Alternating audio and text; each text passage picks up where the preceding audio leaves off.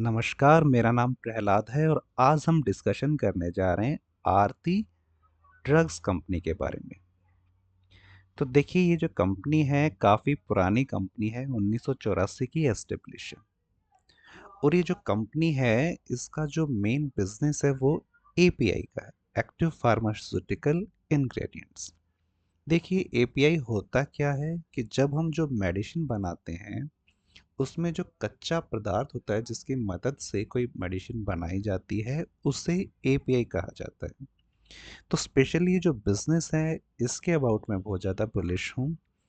देखिए रीज़न क्या है, अगर हम वर्ल्ड का जो मार्केट देखें तो उसके अंदर जो एपीआई इंडस्ट्री है उसका 240 बिलियन डॉलर का मार्केट कैपिटलाइजेशन है वर्ल्ड का।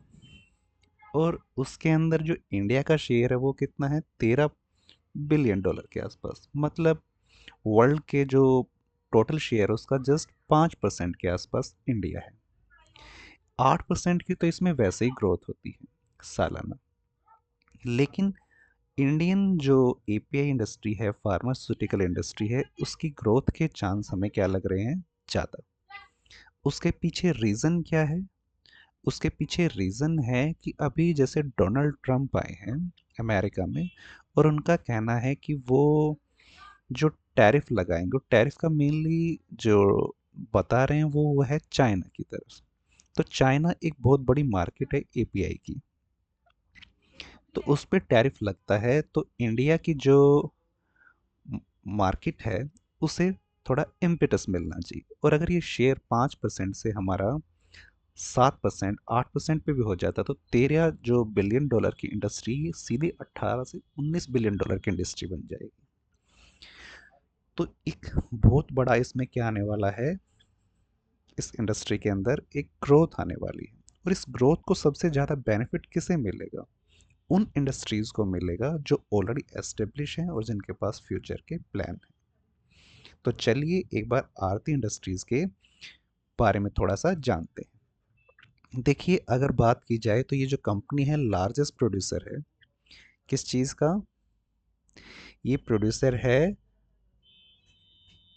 इनका जो बैक्टीरियल जो लार्जेस्ट प्रोड्यूसर है किसका, फ्लोरोक्विनोन ग्रुप का। ये क्या होती है, एंटी बैक्टीरियल पिल्स होती हैं। और उसके अलावा किस चीज़ के हैं ये, उसके अलावा मेटामॉर्फिन्स, मेट्रोनोडाजोल, इन सब चीज़ों के मेटामॉर्फिन्स इन द वर्ल्ड। ठीक है, मेटामॉर्फिन्स क्या होती है, ये चीज़ें होती हैं कि जो डायबिटीज़ वगैरह की जो डिजीज़ होती हैं उसे ठीक करने में इनका योगदान होता है। तो इसके अंदर वर्ल्ड लीडर हैं ये। इसके अलावा अगर इनका देखा जाए कि अभी इनके पास जो है मैन्युफैक्चरिंग कैपेसिटी, अभी मैन्युफैक्चरिंग कैपेसिटी के अंदर क्या हो रहा है इनके में, ये इंक्रीज कर रहे हैं, केपेक्स लेके आ रखा है इन्होंने। उस केपेक्स के अंदर क्या है, इनका जो पैसा इन्वेस्ट कर रहे हैं उसके अंदर 40% तो एलोकेट किया उन्होंने बैकवर्ड इंटीग्रेशन के लिए। बैकवर्ड इंटीग्रेशन का मतलब क्या होता है? देखिए बैकवर्ड इंटीग्रेशन का मतलब है कि ये जो प्रोडक्ट बनाते हैं उसमें जो रॉ मटेरियल की ज़रूरत होती है उसे भी खुद ही प्रिपेयर करेंगे। और 60% क्या होगा, एक्सपेंशन के लिए, और 40% बैकवर्ड इंटीग्रेशन के लिए। अब बैकवर्ड इंटीग्रेशन से क्या होता है, आपके मार्जिन इंप्रूव होते हैं, क्योंकि पहले आपको वो चीज़ परचेज करनी पड़ती थी कुछ चीज़ बनाने के लिए, अब वो चीज़ आप खुद बनाएंगे तो आपके मार्जिन क्या होंगे, इम्प्रूव होंगे। तो चलिए अब इन चीज़ों को देखते हुए इनके फाइनेंशियल्स पे नज़र डाल लेते हैं।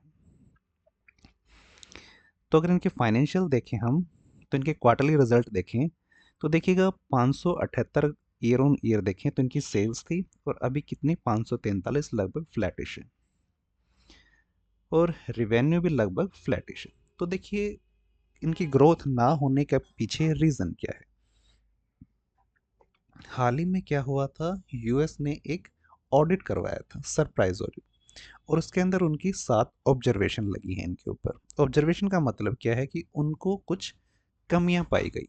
उसके बाद कंपनी को क्या दिया जाता है, वक्त दिया जाता है, क्योंकि इतनी सीरियस ऑब्जर्वेशन नहीं है वो, कि उसे वक्त दिया जाता है कि भाई आप इन चीज़ों को ठीक कीजिए। और मैनेजमेंट क्या करता है, उनकी जो कंप्लायंस उसे फॉलो कर लेता है, उसके बाद उन्हें क्लीन चिट मिल जाती है। तो जैसे ये हो जाएगा, उसके बाद क्या होगा, इनके एक्सपोर्ट हैं अमेरिका में, यूरोप में, क्योंकि अमेरिका ने अगर कुछ कंसर्न रेज किया है तो उसे यूरोप भी देखता है। तो उनके बाद इनके एक्सपोर्ट है वो इंक्रीज हो जाएंगे, और ऐसी चीज़ों को कंपनी जल्दी ही रिजोल्व कर लेती है। तो उसके बाद क्या आने वाला है, इनके जो रेवेन्यू उसमें ग्रोथ आ सकती है। और रही बात मार्जिन की, देखिए पहले इनके मार्जिन 15 के आसपास होते थे, अब गिर के कहाँ पे आ चुके हैं, 11 के आसपास। अब ये मार्जिन जो इम्प्रूव है, अगर हम देखें इनकी सेल्स देखें, देखिए 826 करोड़ था 2013 में, कंटिन्यू इंक्रीज हो रही, आज भी देखें तो इंक्रीज है, लगभग फ्लैटिश है, जिसका रीज़न मैंने आपको बताया कि यूएस का जो उन्होंने यूएस ने जो ऑडिट ऑब्जर्वेशन है उसकी वजह से इनकी सेल्स में थोड़ी सी नरमी आ गई है। अब जैसे ये सेल्स लगभग ऑलमोस्ट हाईएस्ट एवर है, मार्जिन बैकवर्ड इंटीग्रेशन की वजह से फिर से इम्प्रूव हो जाएंगे, तो इनके रिजल्ट्स भी क्या मिलेंगे, इनके ये हाईएस्ट एवर मिलेंगे। दूसरा क्या होना है इसके साथ साथ, एक तो कैपेक्स फैसिलिटी से एक्स्ट्रा इनके पास सप्लाई हो पाएगी, इंटरनेशनल मार्केट के अंदर चाइना की वजह से इंडिया को बेनिफिट में मिल पाएगा। तो इन सब चीज़ों की वजह से मुझे लगता है कि जो आरती इंडस्ट्रीज़ है, इसके जो शेयर प्राइस है इसके ऊपर जाने के चांस है। अब अगर देखा जाए कि इनका टेक्निकल चार्ट पैटर्न्स, तो देखिए टेक्निकल चार्ट पैटर्न्स को अगर हम देखें तो लगभग 1000 से शेयर जो टूट के कहाँ पे आ चुका है, 400 के आसपास, और यहाँ पे बहुत ही अच्छा सपोर्ट है। तो देखिए एक दिन के अंदर इसके अंदर जो तेजी है वो 12% की, ये बता रहा है कि यहाँ पे इस पॉइंट के ऊपर इनके पास बहुत ही अच्छा सपोर्ट है, और यहाँ से अगर ये शेयर वापस अपने ऑल टाइम हाई को अचीव करता है तो यहाँ से आपके पैसा डबल से भी ज़्यादा होने के चांसेस हैं। सो मैं इस कंपनी पे बुलिश हूँ, and I am not a SEBI registered. ये वीडियो प्योरली एजुकेशन पर्पज़ के लिए है। आप कोई भी इन्वेस्टमेंट करने से पहले अपने फाइनेंशियल एडवाइज़र से ज़रूर सलाह लें। Thank you.